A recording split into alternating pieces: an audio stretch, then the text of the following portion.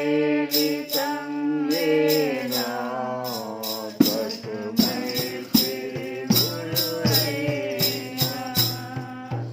वसुदेवसुतं देवं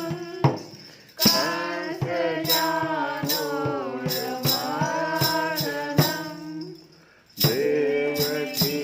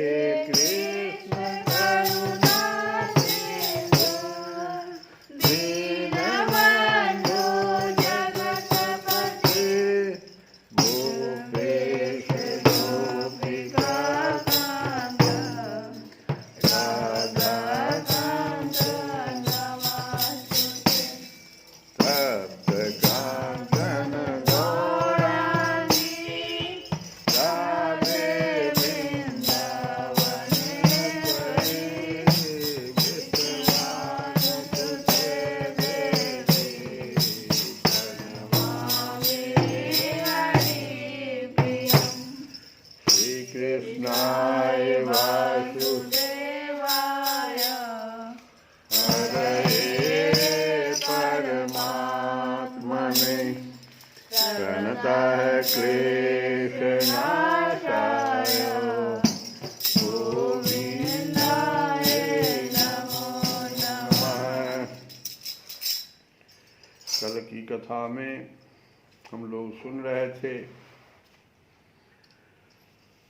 सुखदेव जी के द्वारा भगवान की स्तुति।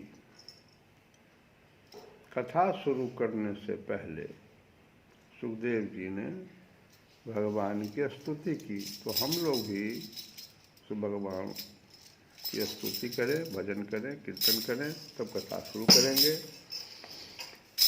कि भर दे सबके झोलिया वो प्रियापति भगवान, उसी के दर से मांग तू, अरे ओ भोले इंसान। फिर से भर दे सबके झोलिया वो प्रजापति भगवान, उसी के दर से मांग तू, अरे ओ भोले इंसान। भगवान जैसा कोई नहीं, भगवान जैसा कोई नहीं, भगवान जैसा कोई नहीं, भगवान जैसा कोई नहीं, भगवान जैसा कोई नहीं। वो तो जहान में सबसे बड़ा है, वो तो जहान में सबसे बड़ा है, वो तो जहान में सबसे बड़ा है, भगवान जैसा कोई नहीं, भगवान जैसा कोई नहीं। इस जग का करतार वही, इस जग का करतार वही, आधार वही, दातार वही। इस जग का करतार वही, आधार वही, दातार वही है। मात पिता और बंधु सखा जग में सबका भरतार वही है। मात पिता और बंधु सखा जग में सबका भरतार वही है। नृप लोग अनाथों को भी, राजाओं का नृप लोग अरे अनाथों को भी वही आसरा है।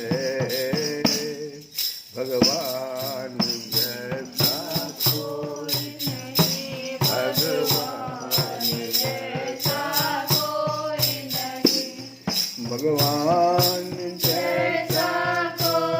नहीं, भगवान जैसा कोई नहीं, भगवान सब रिश्ता तार तोड़ कर प्यार अगर मुँह मोर चुके हो, इस पर संकट काल जब बिगड़े डाल, उसे सब छोड़ चुके हो। करे वक्त में भी है साथी, करे वक्त में भी है साथी, परमात्मा वही है।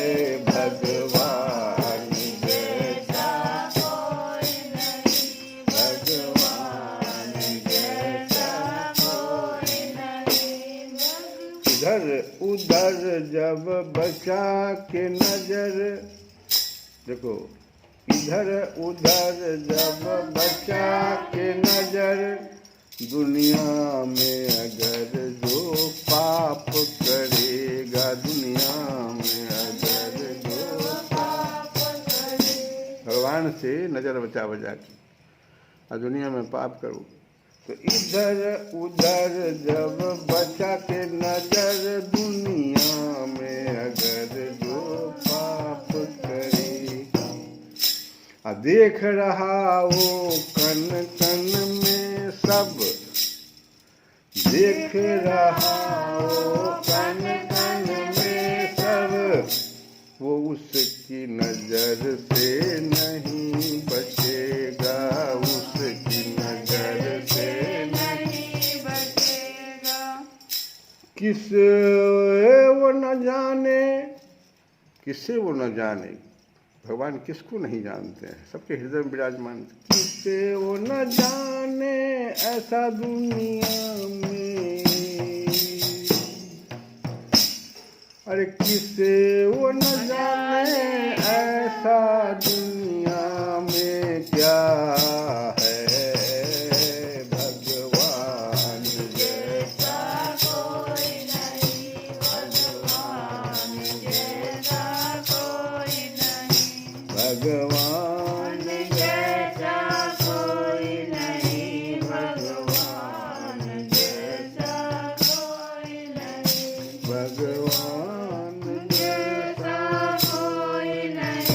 भगवान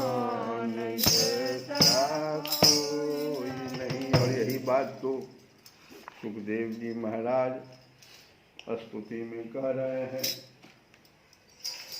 कि वो सब जगह विराजमान है। आगे की कथा में नारद जी ने पूछा कि सृष्टि वर्णन की बात चली है कि कैसे सृष्टि का भगवान जो है माया से सृष्टि की रचना कर देते हैं।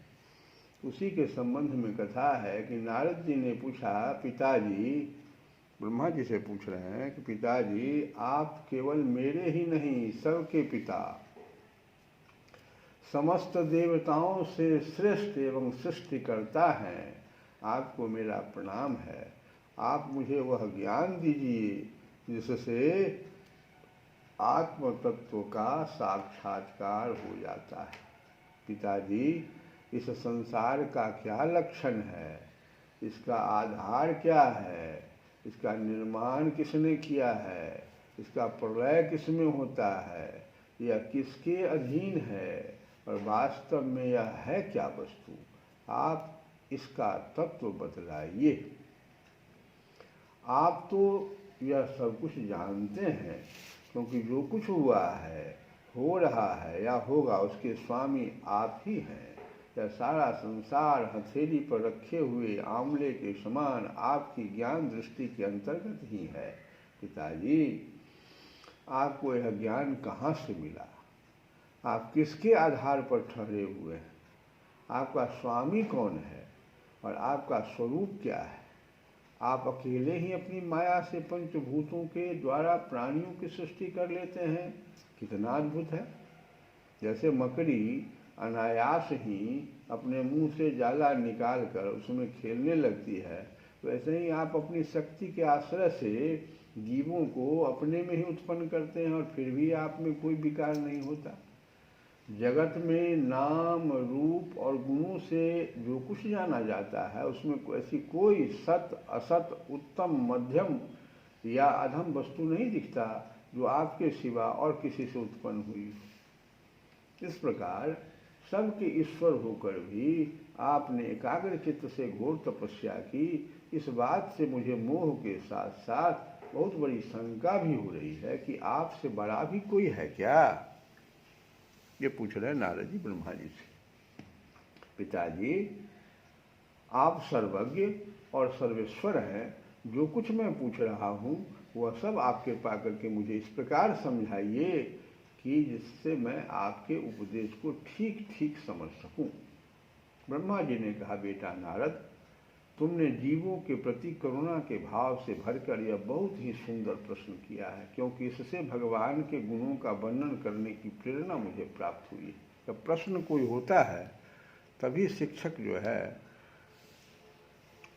अपने अनुभव के आधार पर विषय के बहुत गहराई में जाकर के प्रकट करता है। तो ही ब्रह्मा जी कह रहे हैं कि तुमने जीवों के प्रति करुणा के भाव से भरकर, ये बहुत ही सुंदर प्रश्न, बहुत सारे जीवों को यह प्रश्न आता होगा, कैसे इस संसार की रचना के लिए ब्रह्मा जी कर रहे हैं। इससे हमको इसका जो वर्णन करेंगे तो भगवान के गुणों का वर्णन जो है हमको करना पड़ेगा। तुमने मेरे विषय में जो कुछ कहा है, तुम्हारा वह कथन भी असत्य नहीं है, क्योंकि जब तक मुझसे परे का तत्व जो स्वयं भगवान ही है जान नहीं लिया जाता, तब तक मेरा ऐसा ही प्रभाव प्रतीत होता है। जैसे सूर्य, अग्नि, चंद्रमा, ग्रह, नक्षत्र और तारे उन्हीं के प्रकाश से प्रकाशित होकर जगत में प्रकाश फैलाते हैं। भगवान के ही प्रकाश से, इनके पास अपना कोई प्रकाश नहीं। अग्नि हो, सूर्य हो, चंद्रमा हो, ग्रह, नक्षत्र, तारे जो भी हैं सब भगवान के ही प्रकाश से प्रकाशित होते हैं। वैसे ही मैं भी उन्हीं भगवान स्वयं प्रकाश, भगवान के चिन्मय प्रकाश से प्रकाशित होकर संसार को प्रकाशित कर रहा हूँ। उन भगवान वासुदेव की मैं वंदना करता हूँ और ध्यान भी, जिनकी दुर्जय माया से मोहित होकर लोग मुझे जगत गुरु कहते हैं। यह माया तो उनकी आंखों के सामने ठहरती ही नहीं, झेप कर दूर से ही भाग जाती, परंतु संसार के अज्ञानी जन उसी से मोहित होकर यह मैं हूँ, यह मेरा है, इस प्रकार बकते रहते हैं। भगवत स्वरूप नारद द्रव्य, कर्म, काल, स्वभाव और जीव वास्तव में भगवान से भिन्न दूसरी कोई भी वस्तु नहीं है। वेद नारायण के परायण हैं, देवता भी नारायण के ही अंगों में कल्पित हुए हैं, समस्त यज्ञ भी नारायण की प्रसन्नता के लिए ही है, और उनसे जिन लोकों की प्राप्ति होती है वे भी नारायण में ही कल्पित है। सब प्रकार के योग भी नारायण की प्राप्ति ही हेतु है। सारी तपस्याएं नारायण की ओर ही ले जाने वाली है। ज्ञान के द्वारा भी नारायण ही जाने जाते हैं। समस्त साध्य और साधनों का पर्यवसान भगवान नारायण में ही है। वे दृष्टा होने पर भी ईश्वर हैं, स्वामी हैं, निर्विकार होने पर भी सर्वस्वरूप हैं। उन्होंने ही मुझे बनाया है और उनकी दृष्टि से ही प्रेरित होकर मैं उनके इच्छा अनुसार सृष्टि रचना करता हूँ। श्री कृष्ण गोविंद हरे मुरारे।